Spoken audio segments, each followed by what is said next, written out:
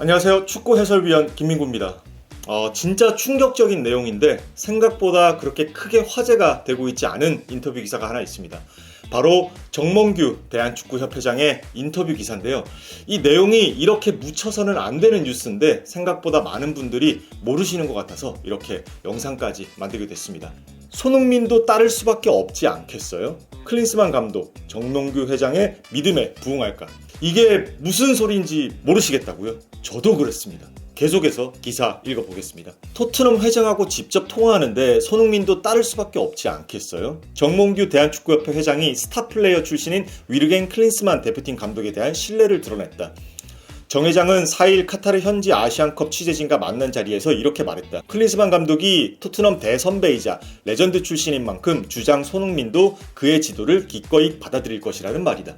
정 회장의 말대로 클린스만 감독의 선수 시절 위상을 생각하면 그의 지시를 따르지 않는 것이 더 이상할 정도다. 클린스만 감독은 김민재의 소속팀 미넨에서도 뛰었고 직접 미넨의 감독도 맡았다.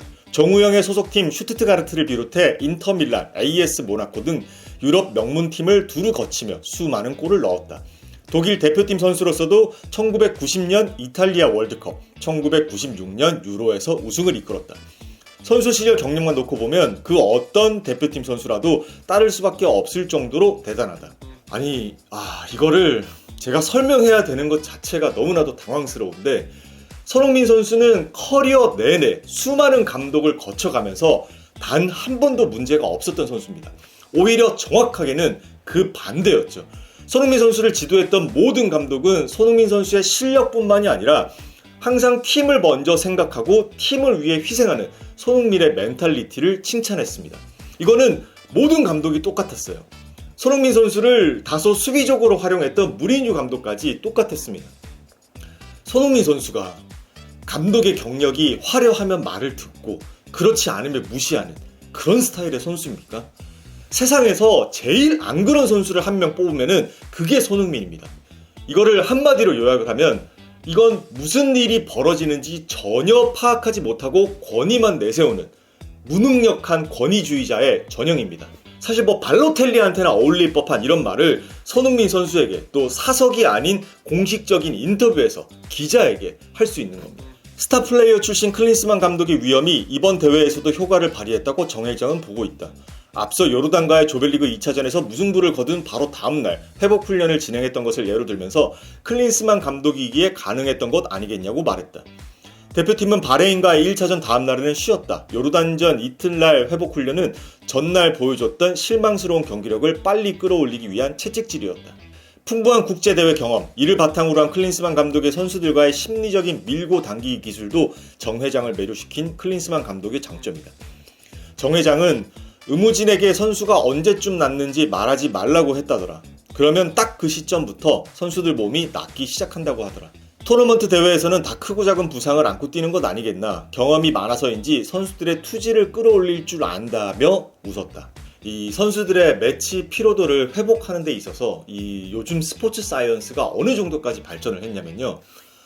선수가 잠을 잘 때 코로 숨을 쉬는 게 회복이 빠른지 입으로 숨을 쉬는 게 회복이 빠른지에 대한 연구가 나오고 있는 게 지금 스포츠 사이언스입니다. 당연한 말로 먹는 식단, 회복훈련의 타이밍, 회복훈련의 주기, 강도 이 모든 것들에 대한 방대한 과학적인 데이터가 너무나도 많이 나와 있는데 요르단과의 조별리그 2차전에서 무승부를 거둔 바로 다음날 회복훈련을 진행했던 것을 예로 들면서 클린스만 감독이기에 가능했던 것 아니겠냐고 말했다.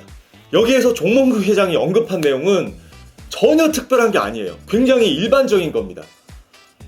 그거를 클린스만 감독이기 때문에 가능했다라고 기자들에게 당당하게 얘기를 할 정도면은 여러분 이 대한민국 축구가 왜 발전하지 못하고 퇴보하고 있느냐. 세계 축구의 흐름을 쫓아갈 실력도 쫓아갈 의지도 없는 사람이 최고 결정권자의 자리에 올라가 있기 때문입니다.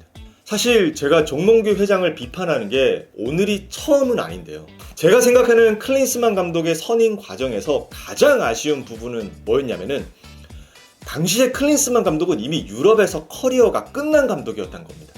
더 이상 그 어떤 유럽팀이든 아니면은 제대로 된 국가대표팀에서 오퍼를 받을 수가 없는 상황이었어요. 그걸 우리가 데려왔다는 겁니다. 클린스만 감독의 감독 커리어를 쭉 보면은요, 독일 대표팀 감독을 한 이후로 꾸준히 하향세를 탔습니다. 심지어 독일 감독을 맡았을 당시에도 물론 독일에서 열렸던 월드컵에서 독일을 4강에 올려 넣으면서 어느 정도 결과를 거뒀다고 평가를 받기는 했지만, 당시에도 독일 현지 언론의 비판 기사를 봐보면요, 2006 월드컵을 준비하는 과정에서 이제 클린스만은 저조한 성적으로 독일 팬들과 미디어의 비판에 직면했는데, 당시 주된 비판 중 하나는 바로 클린스만이 독일에 상주하지 않고 재택근무를 미국에서 했다는 점이었다. 이거 어디서 보던 이야기 아닙니까?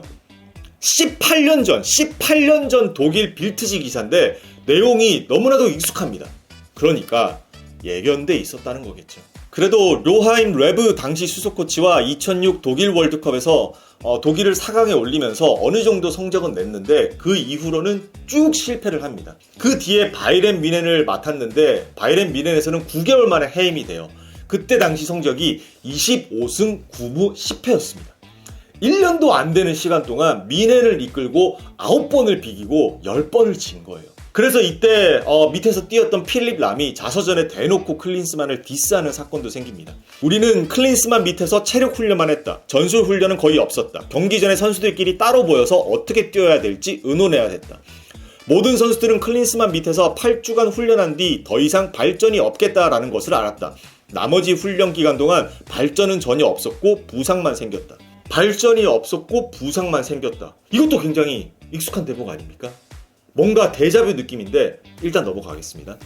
그리고 뮌헨에서 해임이 되고 나서 미국 MLS 토론토 FC에 기술 자문으로 부임을 하게 됩니다. 클린스만 감독이요. 당시에 토론토 FC에서 클린스만의 주도하에 새 감독과 새 테크니컬 다이렉터를 선임을 하면서 으쌰으쌰 합니다. 그때 이제 아론 윈터와 폴 마리런을 데리고 옵니다. 그리고 정확하게 1년도 안 돼서 토론토가 리그 꼴등을 찍고 팀이 완전히 박살이 납니다. 당연히 데려온 사람들 포함해서 클린스만까지 다 세트로 경질이 됐고요. 그리고 그 다음에는 우리가 가장 잘 아는 정말 역대급 사건이 있었죠. 독일 분데스리가 헤르타 베를린 감독으로 부임을 하게 됩니다.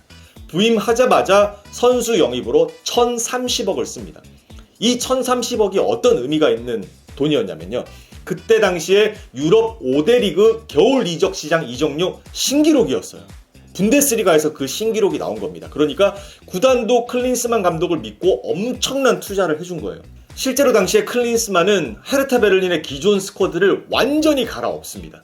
팀 원래 에이스 임대 보내고 아니면은 후보로 내리고 팬들이 제일 좋아하는 유스 출신 유망주 자르거나 뭐 임대 보내거나 그러면서 팀이 완전히 개편이 됩니다. 그리고 정확하게 76일 만에 본인의 페이스북 라이브 방송을 켜가지고 사임을 발표합니다. 자, 그만두겠다고 하는 거예요.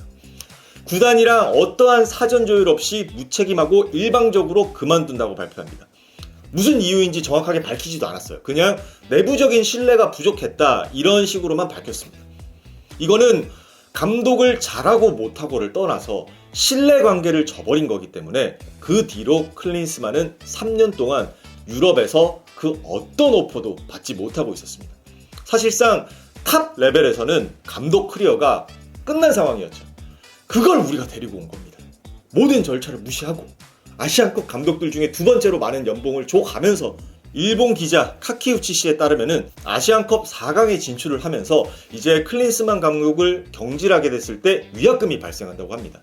계약서에 아시안컵 4강을 못 가면 경질에도 위약금이 발생하지 않는 구조였는데 4강 이상을 가게 되면 이제 위약금이 발생되는 조항이 있었다고 합니다. 대략적으로 우리가 계산을 했을 때 위약금이 70억 정도에서 100억 정도가 나옵니다. 만약에 우리가 지금 클린스만 감독을 경질을 하게 되면요. 그리고 새 감독을 데려오면 돈이 더블로 들어가겠죠. 빼도 박도 못하는 상황입니다. 그럼에도 불구하고 하나를 정해야 된다라고 한다면은 저는 지금 경질해야 된다고 생각합니다. 오히려 저는 지금이 클린스만 감독의 경질 골든타임이라고 생각을 합니다. 이 막차를 놓치면 안 된다고 생각을 합니다. 그러니까 여기서 더 지나면 늦는다는 거죠. 여러분, 생각을 해봤을 때 다음 월드컵부터는 48개국 체제로 개편이 되기 때문에 아시아의 8.5장의 자리가 주어집니다. 대한민국의 전력을 생각하면 월드컵 본선 진출은 무조건 할 수밖에 없어요. 이거는 선수들의 땀과 노력을 무시하는 발언이 절대 아닙니다. 선수들이 뭐 당연한 일을 한다 이런 의미가 전혀 아니에요. 오히려 우리 선수들이 너무나도 뛰어나기 때문에, 너무나도 잘하기 때문에 99%의 확률로 본선 진출을 할 거라는 말을 하는 거예요. 그러면은 우리는 클린스만 체제로 월드컵 본선에 나가야 됩니다. 이거는 말 그대로 참사입니다. 우리는 월드컵 예선이 진행되기 전에 결정을 내려야 됩니다. 그리고 이 모든 사태를 만든 장본인 정몽규 회장은 이제라도 그 모든 책임을 지고 사퇴해야 됩니다. 안 그래도 최근에 축구팬 여러분들께서 스트레스를 많이 받으셨을 텐데 이렇게 또 조금은 좋지 못한 콘텐츠로 인사드리게 돼서 너무나도 죄송합니다. 오늘도 부족한 저희 분석 끝까지 봐주셔서 너무 감사합니다.